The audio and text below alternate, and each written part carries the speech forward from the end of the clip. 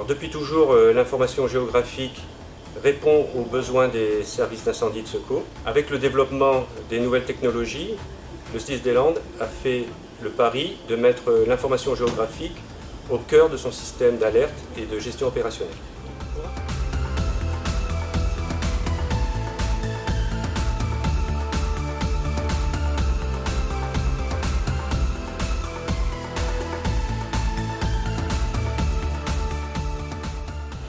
Depuis une quinzaine d'années, le GIP Algérie, et plus récemment la plateforme Pigma, nous permet de mutualiser l'information géographique sur la Nouvelle-Aquitaine. L'objectif dans le cadre du projet SDIS 40 était de conserver ce lien fort et de faire communiquer nos bases de données géographiques. Nous avons développé des scripts qui permettent en temps réel de mettre à jour les bases de données. Pigma nous permet de bénéficier de partenariats avec différents collaborateurs. Pour remplir ces missions opérationnelles, les SDIS sont organisés en centre d'incendie de secours au sein d'un territoire qui est le département. Quand une intervention est engagée, elle est supervisée dans une salle opérationnelle qu'on appelle le CODIS. Aujourd'hui, les centres opérationnels des sapeurs-pompiers disposent de beaucoup d'informations qu'ils mettent au profit des intervenants dans la phase de déclenchement de l'alerte et des secours. L'objectif est de compléter cette chaîne opérationnelle d'information en permettant au terrain de remonter sur le même type d'outils les informations opérationnelles qui vont être partagées en temps réel.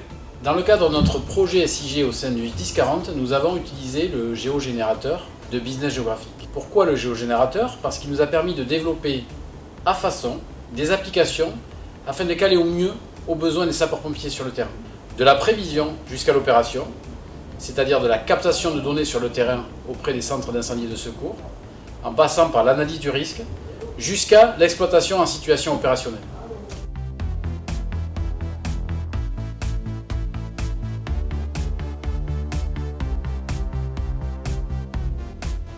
Premier point d'eau qu'on va faire, c'est le 0,45. Allez, on peut y aller. L'idée, c'est de faire la protection balisage de cette grande et on va faire la reconnaissance opérationnelle.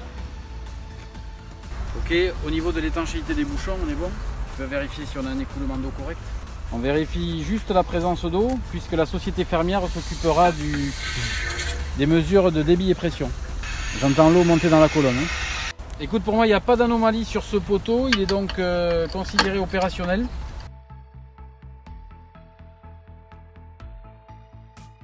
Je vois sur la cartographie opérationnelle qu'on a le prochain poteau 200 mètres devant. Le chef de centre nous a demandé d'aller faire le point sur un lotissement qui est en cours de construction. Alors, on se situe au niveau du Champ du Bourg. Donc, c'était ce fameux projet de lotissement et de construction d'EHPAD.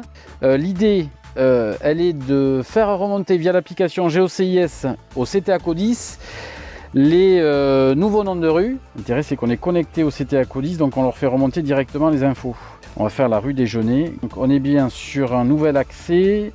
La nature, c'est une route à une chaussée. Ce sera une voie à double sens. Par contre, on est bien en projet, hein. Elle n'est pas en service actuellement. Donc on n'a pas nécessité de faire un relevé forcément très exhaustif, puisqu'après c'est l'Institut géographique national qui viendra parfaire nos informations avec un relevé GPS. Bah écoute, c'est enregistré sur la tablette. Alors suite à ta demande, tu vois sur l'application GeoCIS, on a saisi les rues, les appellations de rues, l'implantation du nouvel EHPAD et de la maison de santé. Donc l'idée elle est claire, hein, c'est de permettre au CTA de pouvoir engager s'il y a des demandes de secours sur le chantier. Le pôle prévision va pouvoir intégrer des données qui verront dans l'application. Bernard, tu as des remontées d'informations du CIS Pontonx? Ah, effectivement, oui. J'ai deux remontées d'un nouveau lotissement sur Pontonx. J'ai deux nouvelles rues. Et je les prends en compte donc. Ok.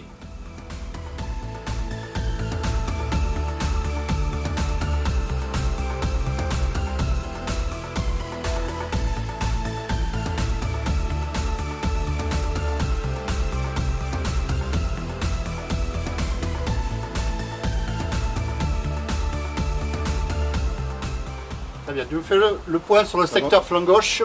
Donc on commence sur le flanc gauche, donc j'ai deux unités avec un feu qui se propage vers le nord pour faire des actions complémentaires.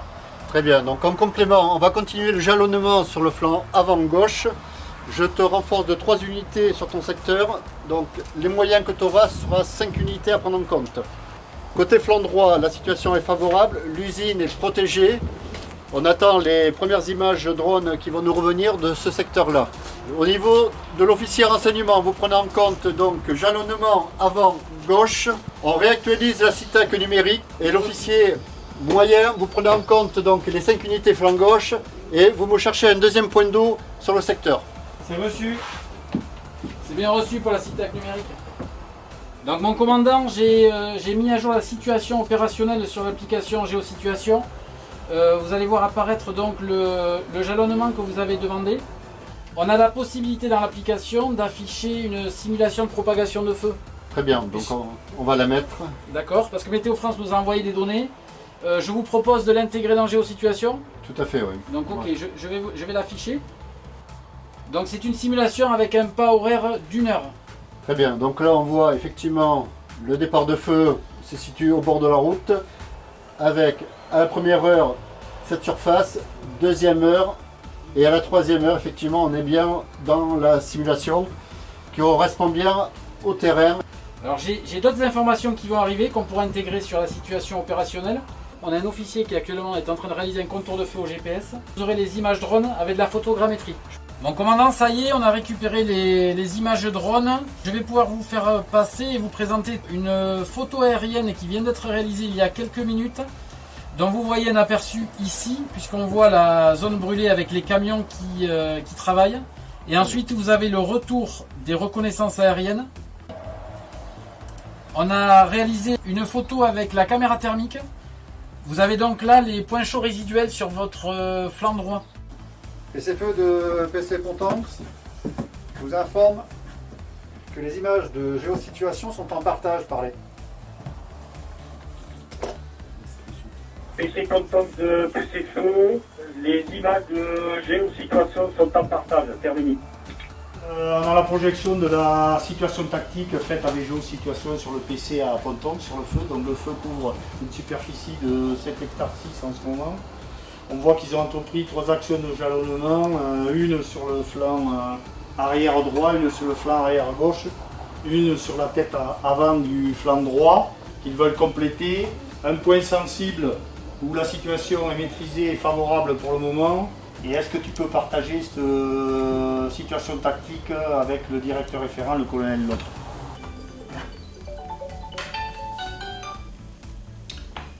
Oui, j'écoute. Départ de feu, commune de Pontonx, c'est ça? Ok, je suis sur Géosituation, j'ai la CITAC. Je vois l'origine du feu. Sur le flanc gauche, qu'est-ce qu'on a? 5 unités en jalonnement, effectivement, je les vois. Flanc droit, défense de points sensibles au niveau de l'usine, ok. Ok, je voyais les moyens. Donc, vous m'imprimez la carte du secteur et on va la donner au chef de secteur flanc gauche.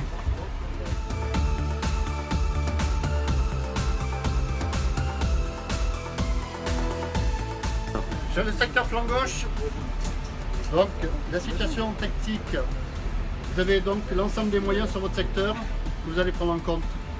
Très bien, très bien.